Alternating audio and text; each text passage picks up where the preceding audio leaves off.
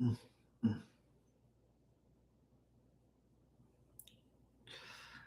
Dum-de-dum-dum. I don't know why I like doing this so much. And I think maybe it's because I've been talking to a bunch of Scott Adams people, simultaneous sippers. Some of them call themselves the simultaneous sippers. Sometimes we refer to ourselves as potatoes. It's pretty great. Um, I was talking to a gentleman. Oh man, was it just last night? Yeah. Gentleman named Mark, um, who he's been a follower and a fan of Scott Adams for much longer than me. I think he discovered him. Oh, well, no, around the same time, about a decade ago. But anyway, let's go ahead and get to it. All right. So all you need is a cup, a mug, a glass, a tankard, chalice, or stein, a canteen, jug, or flask, a vessel of any kind. Fill it with your favorite liquid. I like coffee. And join me now for the unparalleled pleasure, the dopamine hit of the day, the thing that makes everything better. It's called the simultaneous sip. Let's go. Mm. Mm. All right. So, well, one of these questions that comes up during these discussions, and not just online, but with my family too. Some good friends of mine. I had been doing a much shorter version of the simultaneous sip intro with friends in private Zoom calls for more than 5 years now. It started shortly after the pandemic hit. It was one of those pandemic things. I was growing my afro out. Just, over here we were having one heck of an adventure. But I just really loved the idea of like doing something together that kind of brings everybody's on the same page, and that simultaneous sip was beautiful. But one of the things that comes up is this question about Christianity. If you're not familiar, when Scott Adams passed away, he left a final letter, and in that letter, he said something to the effect of the cost benefit analysis on accepting Jesus Christ as his Lord and Savior seemed like a really good like a smart idea from his standpoint. And so he said the words accepting Jesus Christ as his Lord and Savior, but he premised with this like, well, if it's true, then I get to go to heaven, and if not, then I haven't lost anything, right? I think it's called Pascal's wager. And so and I've wondered about this myself, about what does it mean to be a Christian? To some degree, I think that can have some variation from person to person, even amongst priests. There was a priest on one of these platforms wrote a letter to the effect of, basically arguing that what Scott Adams wrote was legit, and that as long as you say those words, that you accept Jesus Christ as your Lord and Savior, then that's enough. The same letter also gave reference to there was a man who was being crucified next to Jesus in the Gospels. And this man was being crucified for a crime. And all he said was something to the effect of, "Don't forget me when you go to your kingdom, Jesus." And Jesus said, "I'll see you there soon," basically, in effect. So using that as an example of saying, hey, it don't take much. All you need to do is reach out to Jesus and say his name and call him your Lord and Savior. And then you're saved, right? This always seemed a little bit unsatisfying to me personally, this little humble potato. I've never been super moved by, some kind of an act like, oh, I need to just, move my mouth in this certain way and utter these particular sequences of noises out of my face. I accept Jesus Christ as my Lord and Savior. Like you would have this come out in whatever your native language is. And then that means that you get to go to heaven. Like that just feels like it's missing something, in my opinion. Now, when I think about Scott Adams, one of the things you got to think about is like after his divorce, he also lost kids in the sense that they weren't his kids to begin with; they were stepchildren. And he talked about how difficult that period was, and coming out of it, he chose to devote his life towards the service of humanity, which seems like a really great thing to do. I mean, he was also in a position where he had more freedom, resources. He's obviously very capable. And so he was choosing to devote himself to a higher purpose. And over the course of the next 20 years, I don't remember exactly when that occurred, but I think one of the things that to me is quite powerful is how much his life seemed to reflect that commitment towards serving humanity. And, it's really hard to do. My family has a little bit of experience with that. During the pandemic, my daughter started a school. It was a virtual school. Obviously, mom and I were helping, but, they really ran the school. I mean, a big part of the school was kids motivating each other to create things. It was a project-based learning environment, kid-led environment. So there were some grown-ups involved, but they're just parents, no teachers, no official coaches, nothing like that. But very positive, supportive community. But it was like a lot of it was like we didn't make a lot of money doing that. It didn't even start out as a money-making idea. It was more, we had two daughters, 7 and 10.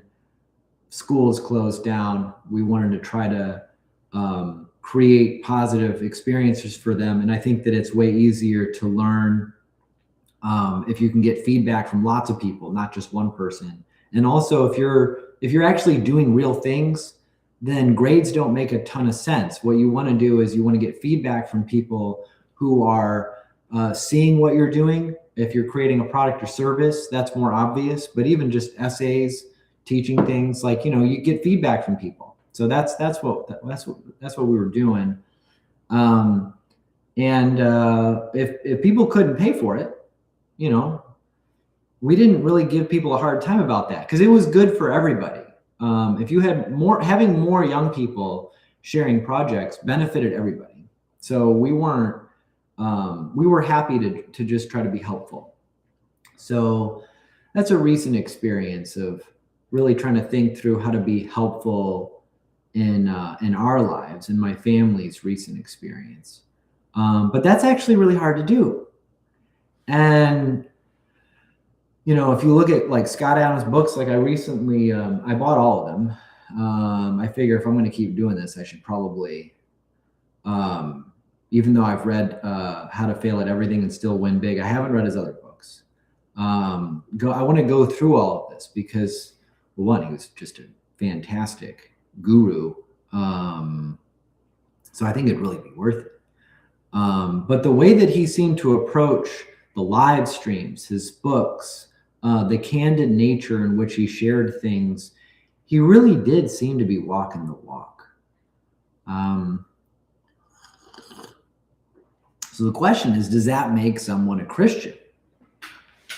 A lot of Christians would say no. I have a lot of Christian friends. I have a lot of friends that are atheists. I have a bunch of friends from different kinds of religious and philosophical backgrounds. And, by and large, for the most part, Christians seem to, define Christianity as believing that one needs to accept Jesus Christ as their Lord and Savior, and that acts of service can't substitute for this belief. And that's okay. I'm not trying to judge Christianity or judge Scott Adams. I'm trying to understand what it means to be Christian, because I think that there's a lot more to it than meets the eye. I'll give another example. I was listening to Joe Rogan talk about Christianity. It just showed up in the top of my YouTube home screen, this video. So I must have been looking around for stuff like that. Not surprising. And one of the things that Joe Rogan said was that he thought that what Jesus Christ was prescribing, especially in, like, say, the Sermon on the Mount, the Beatitudes, that this was the main message that Jesus shared according to the Gospels. And well, according to Joe Rogan, he was looking at this and he's like, wow, this is miraculous. He basically was saying, I think that Jesus, what he was teaching, seems spot on. Right? That's Joe Rogan. And feel free to comment below if you don't see that. But I can try to share the link if anybody's curious about that. I might go ahead and just read part of this, the Sermon on the Mount here. Background and setting, components, teachings. Sermon on the Mount text. Sorry, I should have pulled this up ahead of time, but all right. So here's the Beatitudes from the Sermon on the Mount. Blessed are the poor in spirit, for theirs is the kingdom of heaven. Blessed are those who mourn, for they will be comforted. Blessed are the meek, for they will inherit the earth. Blessed are those who hunger and thirst for righteousness, for they will be filled. Blessed are the merciful, for they will be shown mercy. Blessed are the pure in heart, for they will see God. Blessed are the peacemakers, for they will be called children of God. Blessed are those who are persecuted because of righteousness, for theirs is the kingdom of heaven. All right. One in particular, this one is the one that's been on my mind. Blessed are the pure in heart, for they will see God.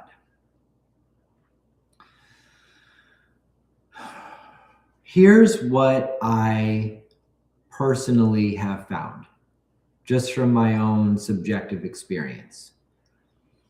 When I seem to be doing a better job of living life in accordance with those teachings as best I understand, which I hope is improving over time, I feel better. I have more energy and I have more clarity. I feel less anxious.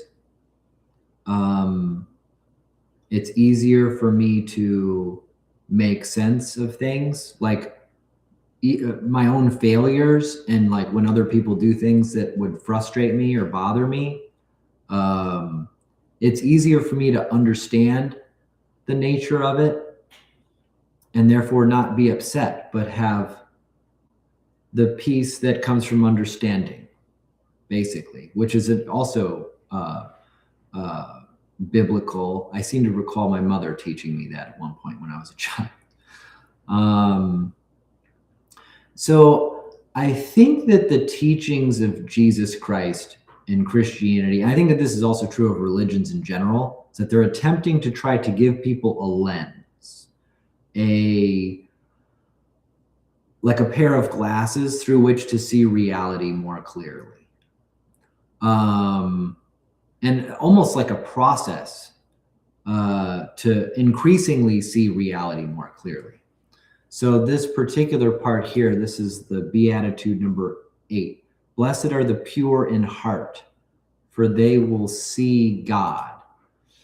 Well, if you define God as everything that is, or reality, just existence, everything in existence, all the omni words, right? The infinity of love and compassion, the infinity of knowledge and wisdom, the infinity across time and space, the infinity of power, like just imagining the absolute extreme. I'm reminded of this book, Beginning of Infinity. Some of that language resonates. But just, moving towards trying to understand that various religions, they're just like any philosophy. It's trying to give you a frame through which to see more clearly and grow one's understanding of reality. All right. And trying to live virtuously, as defined by, whatever teaching. I'm talking about Christianity. Forgiveness is a huge part of this too. Not allowing the ego and selfishness to dominate. Scott Adams giving his life to service to others, right? That this very much seems in line with the teachings of Jesus Christ, right? So the fact that that he resonated with so many people, and he wanted to help people, and he wanted the people that he helped to come to his funeral. A lot of people came to his funeral, including a lot of close friends that shared a lot of extraordinarily powerful stories. Even the President of the United States made a statement. That may not mean a lot to some people, but it's a big deal, especially given that he had an affirmation of wanting to have whoever the president would be. Trump wasn't president at the time, I think, when he was doing this affirmation, but he wanted to be knowledgeable enough in something that he could provide service to his country. And if the president ever called him into the Oval Office, that he would be able to come and help provide clarity. And that happened. That's amazing. And there are a lot of stories like this. There are a lot of stories of people who are atheist or agnostic, or maybe they believe a different religion and they were not in favor of Christianity. And then somehow they end up going through some kind of a epiphany, realization. It seems to be something that's difficult to communicate in words, because if you're an atheist and you're looking at what happened to people that go through these religious conversions into Christianity, that it can kind of seem like there's something missing. Like it's not easily communicated in words. And I think that's right. I don't think that it's something that's easily communicated in words. If it was, then there would be more stories of people converting to Christianity that would make more sense to more people. Instead, I think that it has a lot more to do with, this is again, humble potato opinion, right? But I think it has a lot more to do with, if you try on a pair of glasses and those glasses are allowing you to see more clearly, and that clarity is allowing you to live more confidently with a lower level of anxiety, because you're able to anticipate what happens to you, and you're able to imagine goals and future states of the world that you can then manifest into reality more effectively, because your map of the territory is more accurate, because these stories have truth to them, even if that truth isn't something that is like scientifically provable. it can still be proven out through one's own life experience. Try it on like a pair of clothes. That's another thing that Scott Adams talked a lot about. Was he was giving a talk, How to Fail at Everything, Still Win Big. He was giving a talk about that book. I want to say 10, 11 years ago. And one of the things that he kept saying was, this is not advice. I'm not going to provide you advice. You could think of this as like, well, it's my story. It's what I've experienced. And maybe this is helpful to you, but maybe not. Sometimes if you hear a story from someone, then maybe for whatever reason, you're not at that place in time where it makes sense. It doesn't resonate with you because there's certain experiences or thoughts, or maybe just the thing that you're wrestling with isn't that particular thing. I mean, reality is infinitely complex, or so it certainly appears that way.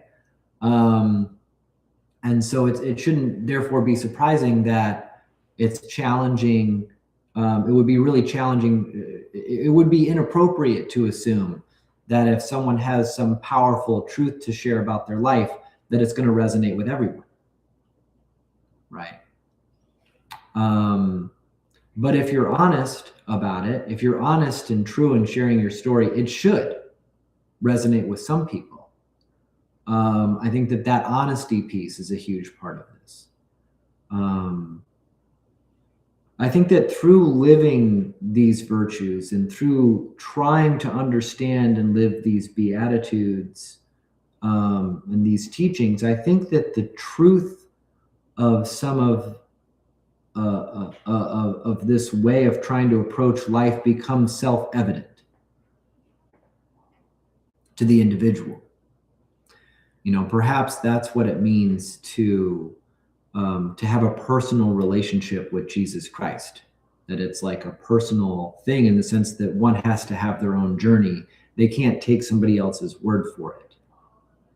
They have to, maybe that's what take a leap of faith means, to try out some of these ideas on how to behave and then see what happens, evaluate the result.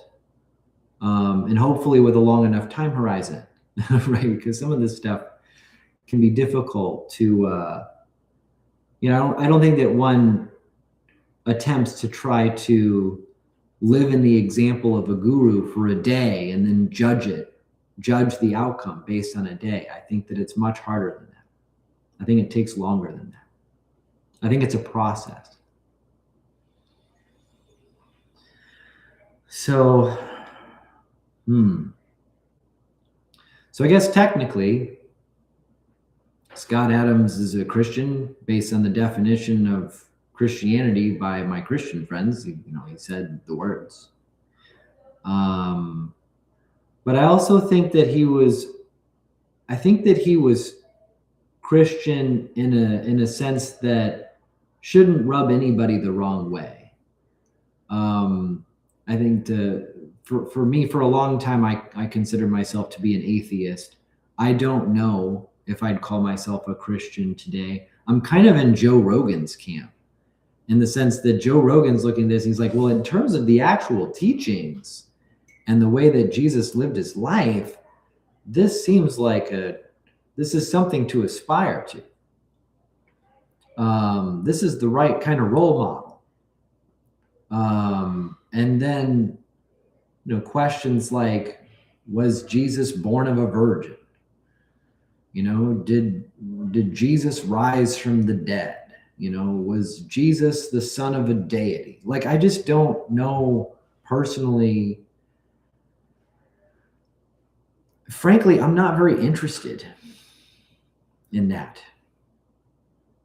I'm not sure how those things would actually, I'm not seeing how that adds to the mountain of evidence in support of Christianity as a religion, as a philosophy, as a lens through which to see reality, as a manual, an instruction manual on how to live life. Um, I, uh, I, I personally, this humble potato doesn't really. Um, I'm just not thinking about that. I'm not thinking to myself, well, amazing example, but was he born a virgin? I don't know. If I can't prove that he was born a virgin and rose from the dead, well, then I'm not sure if I can really trust all the things that he was teaching. Like that seems like faulty logic. The easy way to test it is to try it out in terms of behavior and then evaluate it, see what happens. Because for Scott Adams, he definitely seemed like he walked the walk. He seemed like he walked the walk and talked the talk when it came to service to others. And that I think seems like it would be sufficient evidence. You know, like he was trying to walk that walk according to, you know, this is what he said he was doing. He made it clear to himself what he wanted to do with his life, and he wanted to try to serve other people, to be helpful, dedicating his life to humanity, right? And then he did that for a long time. And you can look back and you can see his life and you can see what he did and you can see all the people that he managed to lift up, right? I think that he had enough evidence to know for himself whether or not the life that Jesus Christ would have prescribed as best he could figure.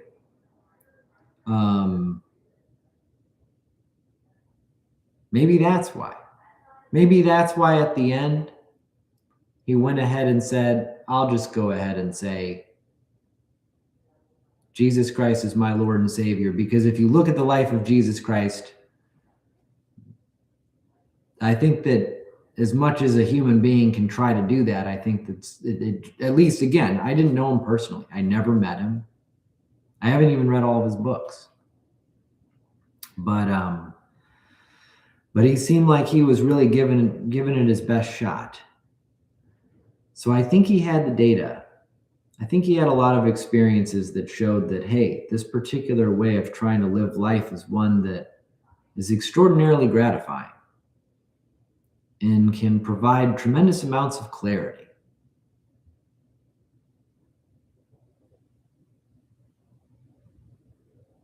He seemed happy.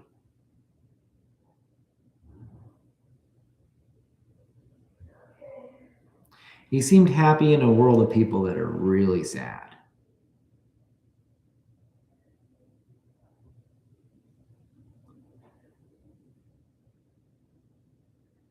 He seemed to, you know, if cancer hadn't taken him, he seems like the kind of person that just would have glowed for decades to come, like Dick Van Dyke. Dick Van Dyke's 99 years old. And he's still so full of energy. He's another one.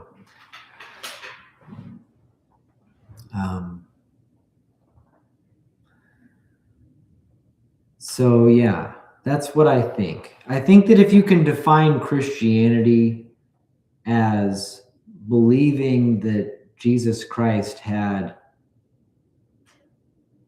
the right message and the right message, the right lens, the right recipe,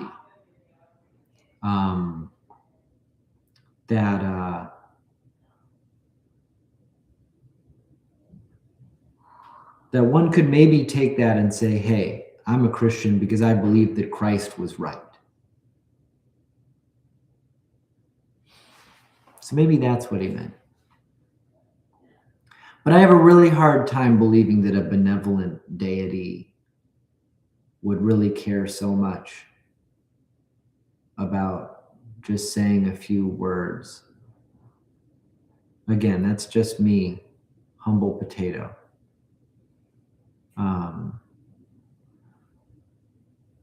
But I personally have felt that there's a lot of power in trying to.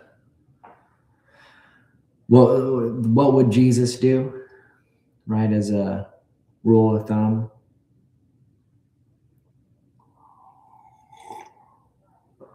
well, I'm gonna close out here a little bit earlier today.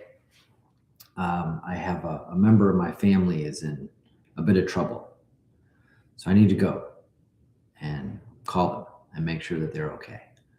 But I appreciate you all listening in, and thank you for joining me. And I've got some exciting ideas to try to help build and keep the momentum going. I really like being a part of this community. I feel like this gentleman I was talking to, Mark, um, last night, he said something that stuck with me. He said it feels like Scott Adams is still alive in some ways because he just left so much and he touched so many people, and the discussions and the kind of connections that people are making with each other. Um, it's exciting, and I want to be a positive force for that. And I have a lot I feel like I can bring in terms of resources, um, in terms of understanding ways we can use this technology to better help connect and communicate and collaborate with one another. So more on that later, but you all take care, and thank you so much for joining me. I'll see you tomorrow.